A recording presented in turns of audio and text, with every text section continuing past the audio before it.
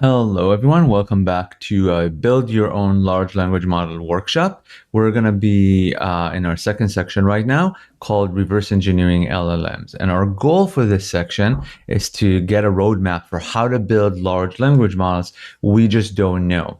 So in our previous module, what we saw is running GPT-2 inside of a Colab notebook.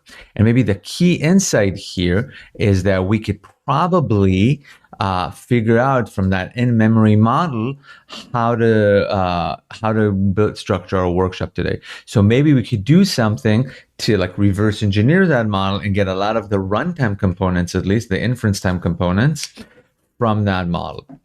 So how would we do that? Here on the left, we've got an example. It says print model. So all we're going to do is call the print method on the model. And then there's a bunch of words that happen here. I think we should review those words very, very carefully and see maybe they give us a hint as to what we need for our workshop. So again, all we're doing here is reverse engineering the GPT-2 model to figure out what inference time components we need in order to build a GPT-2 style transformer, which seems pretty straightforward. Great. So let's just jump straight into code. And again, like we've seen Colab notebooks in the past, so I'm not going to necessarily run you through these again. We click connect, we click run all. Oh my gosh, great. I've already done that, so you don't have to wait with me. So the first thing we're going to do is we're going to load GPT-2 right here.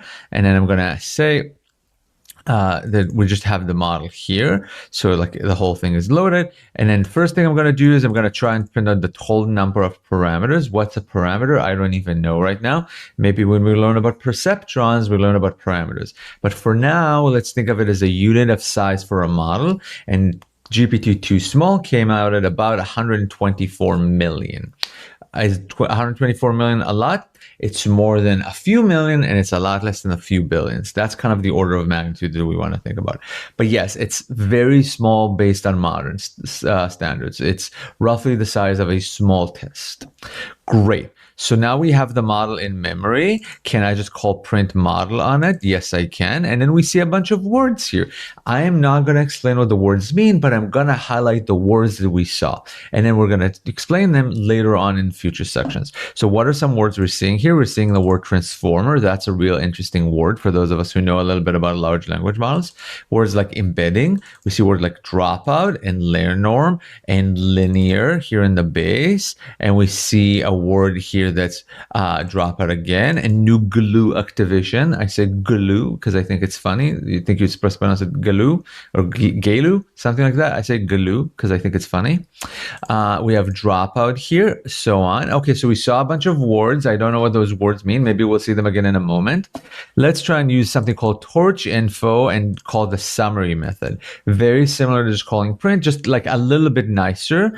So what's obvious from this? We have very similar blocks to before, but now we see GPT-2 block repeats itself 12 times. That's really interesting. We learned that there's 12 layers or 12 GPT blocks within a transformer.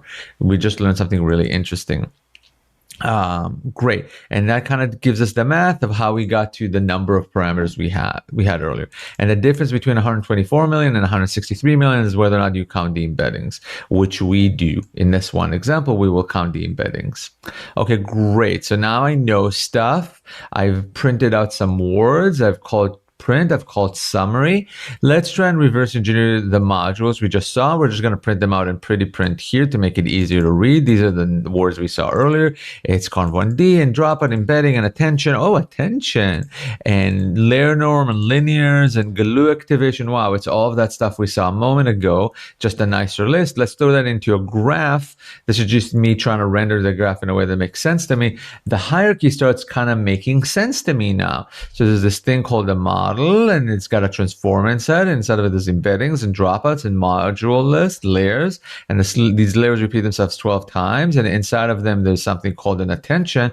Inside of them, there's something called an MLP. What's an attention? What's an MLP? We don't know yet. Great. Inside of those, there's dropout, conv1d, glue activation, layer norm, so on and so forth. Great. So let's try and take those words we just saw a moment ago and try and attribute them to something that looks like a roadmap for us to reverse engineer and like learn concepts. So, okay, we learned the word transformer. So that's going to be section 18. We have to really build up to get there. We saw the word embedding. That's section 16. We saw dropout. That's a part of section 13. These are all sections we're going to be working on in our workshop. We saw layer norm. That's going to become part of normalization. We kind of intuitive on something called residuals. We need those as well. We saw normalization. We heard the word MLP. That's a fun word. We're going to spend a lot of our second module learning the basics of machine learning, building up to learning about MLPs and feed-forward networks. We saw glue activation. That's going to be almost our next section, not the next section, but the next section. So we're going to talk about a lot of activation functions. Okay, so is there something beyond this little tree that is now a lot more visual and it's got more colors? There's also something called functions. Those are invisible in the module tree. We don't need to know why or what the difference is. So there's a lot of functions being called as part of our model, but when we kind of pretty print them, what we get to is there's activation functions, initialization, really interesting. We also have normalization, and then we see something called softmax. So that's section 14. Okay, so really cool. We learned about, we have a lot more sections that we're going to have to cover than we would normally have to cover, right? Like, because now we have softmax and embeddings and all of that stuff.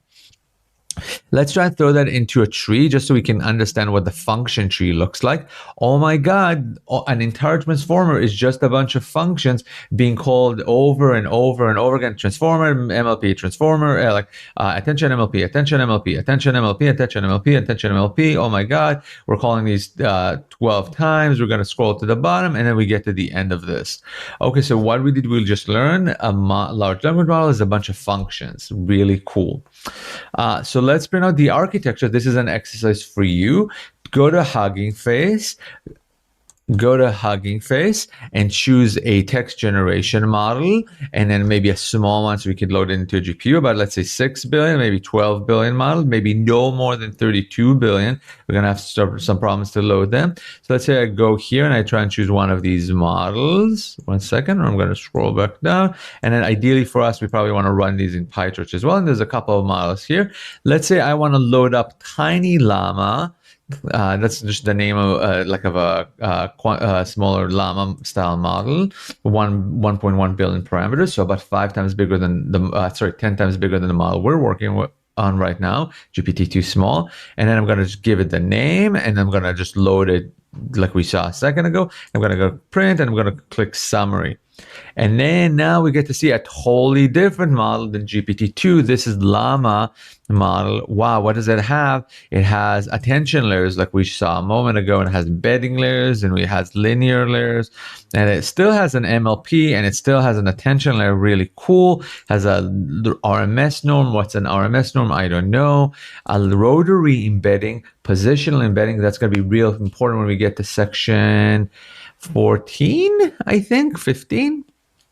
Great. So now you can go and choose any model from here and try and copy the name into your code block and then see if you can't print that model. I think that's going to be a real fun exercise for you to feel empowered.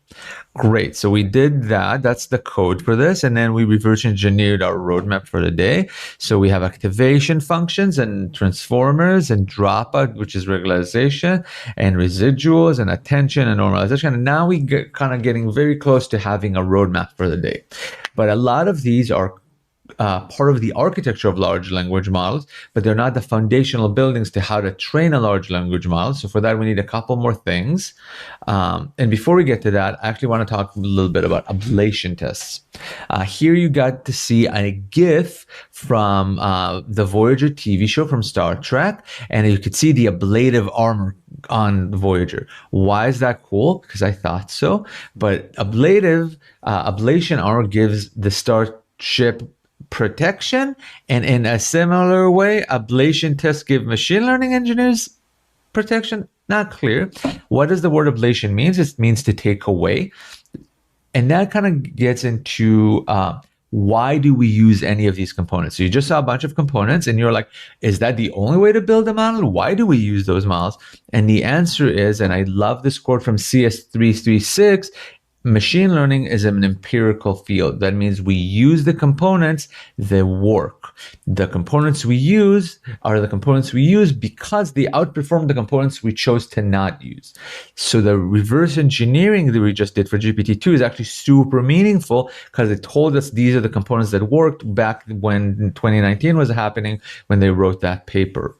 So really cool. We just learned about ablation test. An ablation test is just means taking something away, comparing how the system works. If it works better with it than without it, it won the ablation test. Great. So a couple more quotes while I'm quoting people here, and I love quoting people. Chris Olah in 2020 said, LLMs are grown, not built. LLMs are grown, not built. We are going to build up the architecture, but the large language model learns the language itself. We don't have like language specific things for the most part happening here. We're not going to teach about subjects and verbs and all of the fun linguistic concepts. We're just going to show it the English language and it's going to pick up all of that by itself. So Karpathy has this really other great quote that he says, which large language models is kind of like summoning ghosts. We show it the entire English language and its foggy recollection of it is what it learns. So I really also love that metaphor, and I think it's important to keep those two metaphors in mind. Where in my third metaphor, I'm going to include myself in this very august set of quotes. I probably shouldn't, is something like farmers build the farm, but the tomatoes do the growing, right? You could set up trussels, but the tomatoes actually climb on top of the trussels and make the tomatoes grow. Really important. We're not doing the growing. We're letting the LLMs do the growing, like Chris Olah says. Okay, great. So now we talked about ablation test. So now here's our full roadmap. We mentioned here are all the components under the architecture that we mentioned earlier. We also have MLP and feed-forward networks. We have activation functions, and we have a bunch of concepts that we're going to need to learn to just train a model. So this is roughly our roadmap that we reverse engineered partially from GPT-2. And the stuff we didn't reverse engineer is stuff we just need in order to build a machine learning model or a large language model. Okay, so now we have this full roadmap. There's a lot of words you don't know here. We're in section 2 right now, by the way, reverse engineering LLMs. I want to show you this because I think it is going to help make a lot of things land. Every single section really has roughly a line of code, a few lines of code, a paragraph of code worth of deliverables. And that is roughly it, right? So in section 1, we saw model.generate, and we now know how to call, how to use an autoregressive loop on a model. We know that we can reverse engineer large language models by calling print and summary on them. All of that stuff's super cool. Every one of the next sections can really be summarized in like a line of code. We're going to spend like 20 minutes per section or more. I don't know how long this recorded version versus the in-person version is going to be, but it's about 20 to 30 minutes per section. Every one of those can be summarized in one line of code. If you just want the lines of code, here you go. They're in front of you. You have the script from code-0, go Justin Angelo AI/code 0. You could just have these lines of code. Our goal for the day is to learn what these lines of codes mean. So we have an intuitive grasp on them as we're building large language models. A lot of our sections are going to have external demos in them. For example, and I'll learn more about section. This is one of my favorite ones. I forget his name. I think it's Sean. I'm so sorry, I forgot his name. But it has this 3D really great model here that has all of the components we saw, but in fun linear algebra form. Why linear algebra? You don't know the answer to that yet. You're going to find out in section 6. Hint, hint. But for now, you could just see all of these embeddings and the layer norm and the MLPs and the softmax. What's a softmax? I don't know. And you can actually just run these, which I think is really, really cool. I think there's a skip button that I could click and then it runs. It's really fun. You could see attention going through all of these various layers. We can even take a set from our tiny sample model here, Nano GPT, 80,000 parameters, to GPT-2 Small, 124 million parameters we saw earlier, and we can deep dive into each of them. Oh my goodness, I could really deep dive into this and see this MLP block. How cool is that? Okay, great. So now we have this demo, and I really recommend you spend some time here. But you could also use it to run through and see all the calculations happen in real time, which I really think is a useful thing to do. There's also all of the list of models here. There's Nano GPT, GPT-2, GPT-2X extra large. You can see it's much larger. And GPT-3, you could try and call print and summary on those. That'll be a fun exercise for you as well once you've looked at the demos. Great. So our next section is going to be about perceptrons. What are perceptrons? Perceptrons are the basic unit of work within a deep neural network, or any neural network, really.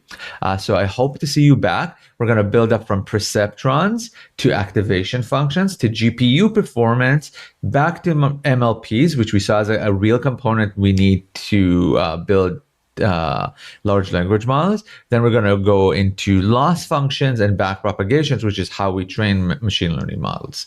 That's going to be a big section, a big module that we're going to be working on today. Thank you so much. I hope to see you in the next section.